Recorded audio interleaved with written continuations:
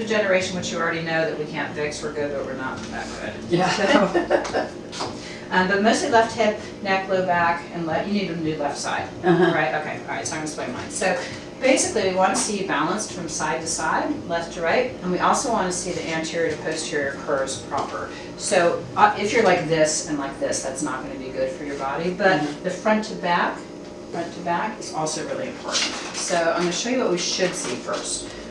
So you should see a cervical, thoracic, and lumbar curve that looks about like that.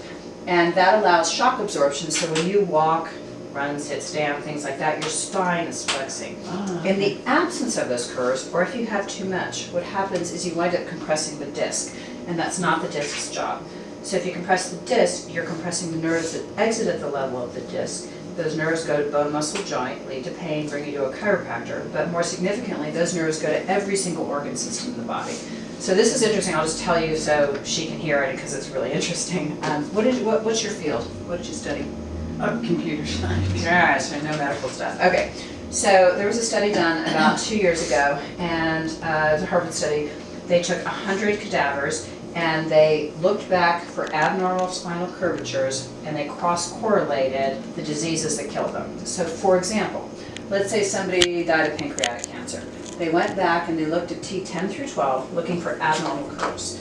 They found 100% correlation, which never happens. It's a very small study, it's only 100, but what they decided was, oh, obviously we need a lot more correlation. So chiropractors and neurologists forever have been saying, yes, the nervous system is really important, it controls everything, and now we have that backup data, and now people are really starting to research more and more. It's interesting also that what we do on the outside can have such a profound impact on the inside. So for example, excuse me, you know, most athletes will travel with a chiropractor. I've had opera singers up from San Francisco who wouldn't get on stage before they got adjusted. But if you can start a heart with CPR from the outside, imagine what else you can do. So it's really interesting looking for those curves. So let's take a look at you. One of the things that we look at is where is your leg length, to see if there's a reason why your spine is curved. You're off by 7 millimeters when we're measuring, but we're not going to fix it. If you were, 40, we would probably fix it, but because you have some degeneration, we're going to leave it alone. Let me see if I can show you that measurement. So we were measuring here and here. So it's short on the left, and that's probably part of the reason why you started curving, but I need to see you a couple decades ago to actually fix that. So you're curving off to the right, and then when we look here, because you're curving to the right like this, you kind of try to compensate back, and then your head starts taking a right turn there, excuse me, and it straightens out there, okay? Also, that's the side to side, which we want to optimize. Can I get it perfect? No, but I can try to make it better. The front to back is the other part of the equation. So we were talking about, well, let's look at necks. This is a normal neck. And what you should see are nice clean lines around square vertebra, black spaces in between that are the discs, and if you trace a line along the front or the backs of the vertebral bodies, that's about the curve you should get. So cases will come in grades or phases of early, middle, late. In an early case, bone shape is fine, discs are fine, but the relationship is straight up and down. We can usually fix that, bring that to normal or really close to normal. It takes us 28 to 30 visits concentrated over a 2 to 3 month period of time to do that. Phase 2 means it's been there for a while, and so because of this axial loading, the compressive loading, the discs splay out, the bones splay out, the discs thin, and then we supposedly can't fix that, but we can keep it from getting worse. In phase 3, too late, nothing we can do. There are no double-blind, randomized, controlled studies on a phase 3 case. So we have been saying forever there's nothing we can do. But I have this image that I can show you if you want to see. It's a 68-year-old woman who's been here for 5 years. Her initial x-rays look like that. We take x-rays once a year. We took x-rays like, 3 months ago. She has disc space, joints, and curve. And we're not supposed to be able to do that. So I can't say, oh yes, we can make that look like normal or really close to normal. But it's because there aren't any studies, and we were just all astonished to see that. So you actually can. So let's look at your neck. Your neck curve is not that bad, except right here is where it probably was straight, so that's where your degeneration is. This part of your neck looks like a 25-year-old. This part really is not that bad. In terms of your neck, this part looks like maybe a 35-year-old, 40-year-old. So you can see how the disc space is gone, this vertebra has squished. This one is beautiful. It's limited to these two. Was there an injury or is this I don't think so. I don't, old car accident? Were you a roller coaster person? Dropped on your head as a child? my sister didn't do that. It's supposed to be a joke.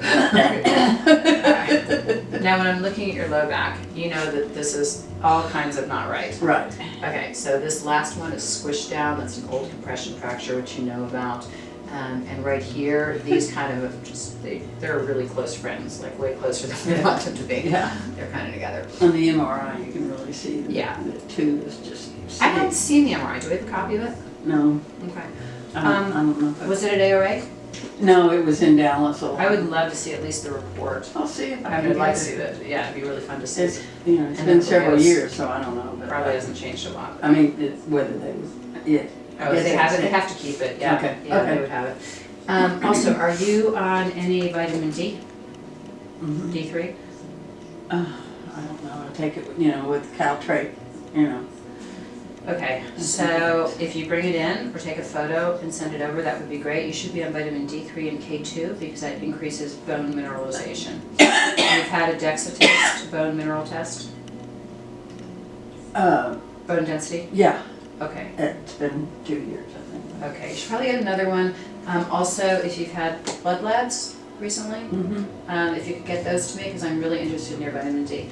When you take vitamin D3, the Caltrate won't do it, but when you take vitamin D3 with K2, especially microlized, it is absorbed into the body very well, and you want to do everything you can to maintain the bone density that you currently have. Okay. I am on a blood thinner, so the K, is that an issue? K2, you'll have to ask your doctor about that. Probably not because it's K2, but it might be, so absolutely talk to your doctor about that Okay. one. Otherwise, just D3. Vitamin D isn't going to do it. Okay. It's got to be The D3. other thing is, I'm on a Forteo for osteoporosis. I would love to see a new bone density test. Okay. So this is really interesting, and I'm going to say this to you. There are Z-scores and there are T-scores when somebody gets a bone density test. And the Z-score is the age-adjusted score, which I want to see, and I want to see the T-score. But right now, there's a big push to put people on Fosamax or drugs that prevent supposedly osteoporosis from getting worse. So here's the deal. Normally, bone is supposed to turn over. So you have osteoclastic activity, which is breaking down old bad bone that happens every 90 to 120 days. And then and it's a continual process. So theoretically, every 7 years, you have an entirely new skeleton. So that's osteoclastic, is breaking down the old bone, which is not good, it's brittle. And osteoblastic is making the new bone. So when you take these drugs, what it's doing is it is stopping the osteoclastic activity. So they're saying you're not making enough new bone, but we're going to prevent your old bone from being broken down.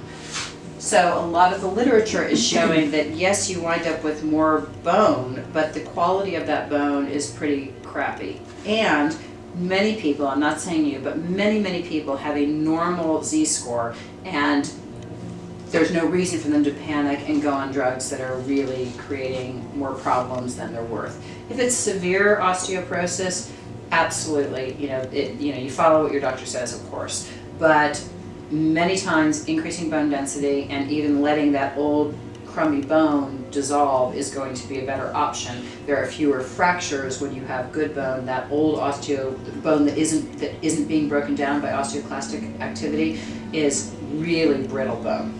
So just, so if you get a copy of that DEXA report, or it's been 2 years, so we should probably do a new one. So I could order one of those for you, and then we could see what we think. One other thing I wanted to order, so we could do it at the same time. So I talked to Dr. Fisher yesterday, and we wanted to get x-rays of your shoulders, take shoulders specifically taken at ARA. I'm going to show you why. Not a big deal. These are probably bone cysts.